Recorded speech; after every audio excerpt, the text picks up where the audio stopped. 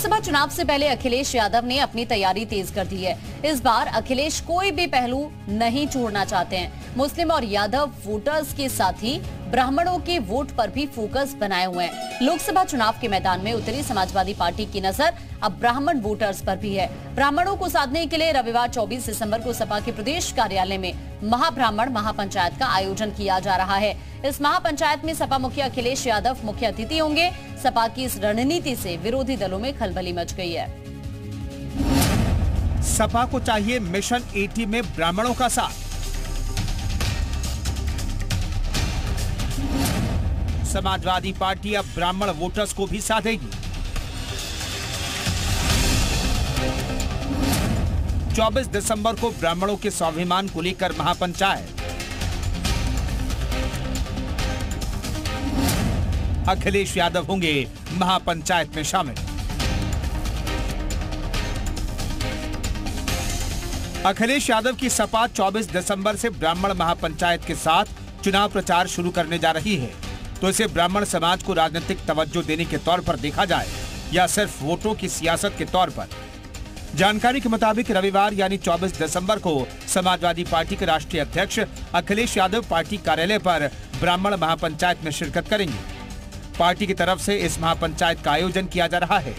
बताया जा रहा है कि समाजवादी पार्टी के दफ्तर से ब्राह्मण महापंचायत के बाद प्रदेश भर में जिला स्तर पर ब्राह्मण महापंचायत आयोजित की जाएगी। भारतीय जनता पार्टी पहले बताए क्या पिछड़ों को आरक्षण देने जा रही है। शिक्षक भर्ती में क्या पिछड़ों को आरक्षण दिया? तो ये पिछड़ों के साथ धोखा देने वाली सरकार है। आरएसएस कह रही है कि वो जाति जनगणना के खिलाफ हो। समाजवादी पार्टी जाति जनगणना कराना चाहती है। समाजवादी पार्टी वो प्रबुद्ध सम्मेलन कराने जा रही है और प्रबुद्ध में केवल ब्राह्मण नहीं आते हैं, सभी जातियों के लोग आते हैं। इसलिए समाजवादी पार्टी सबको साथ लेके चलने का काम करती रही और करती रहेगी। दरअसल अखिलेश इन दिनों पीडीए की रणनीति को धार देने में जुटे हैं। पिछड़ों, दलितों और अल्पसंख्यकों के साथ साथ अब अखिलेश की नजर सवर्णों के वोट पर भी है। यही कारण है कि वो कुछ दिनों पहले पीडीए के ए का मतलब अगला भी बता चुके हैं। ब्राह्मणों को लुभाने के लिए ब्राह्मण महापंचायत सपा का पहला पासा नहीं है। अखिलेश सरकार में कैबिनेट मंत्री रहे अभिषेक मिश्र ने लखनऊ में 108 फीट ऊंची परशुराम की मूर्ति लगवाई और ऐलान किया कि सभी जिलों में मूर्ति लगाई जाएगी। और अब लोकसभा चुनाव के लिए ब्राह्मण महापंचायत। दरअसल सपा यूपी में ठाकुर बनाम ब्राह्मण की राजनीति को हवा देने की कोशिश में है और ब्राह्मणों में सरकार के प्रति नाराजगी का माहौल बनाकर सपा अपना सियासी उल्लू साधना चाहती है। पिछले चुनाव में भी समाजवादी पार्टी ने इस तरह के प्रयास किए थे। परशुराम जी के नाम पे कार्यक्रम आयोजित हुए थे। तो मुझको लगता है कि सपा की रणनीति का एक पार्ट है कि जो ब्राह्मण वोट है वो अगर सपा की तरफ आते हैं तो एक मजबूत स्थिति समाजवादी पार्टी की होगी।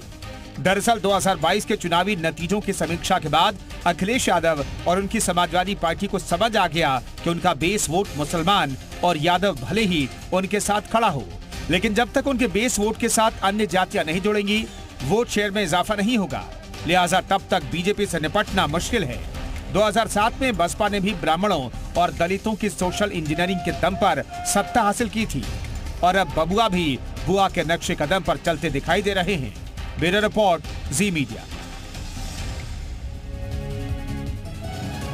यूपी की सियासत में ब्राह्मण वोटर क्यों अहम है, अब आपको वो भी बता देते हैं। कुछ ग्राफिक्स आपको दिखाते हैं और इन वोटर्स के बारे में आपको बताते हैं। ब्राह्मण मतदाताओं की संख्या करीब 12% है। आजादी से 1989 तक 6 ब्राह्मण सीएम बने हैं। 2007 में बीएसपी के 41 ब्राह्मण विधायक बने। 41 ब्राह्मण एमएलए के साथ मायावती सीएम बनी। 2012 में एसपी के 21 ब्राह्मण एमएलए चुनाव जीते। 21 ब्राह्मण एमएलए के साथ अखिलेश यादव सीएम बने। 2017 में बीजेपी के टिकट पर 46 ब्राह्मण एमएलए बने और 46 ब्राह्मण एमएलए के साथ बीजेपी की सरकार बनी। 2017 विधानसभा चुनाव में 56 ब्राह्मण एमएलए बने। तो इस तरह से ये ब्राह्मण अहमियत रखते हैं उत्तर प्रदेश की सियासत में।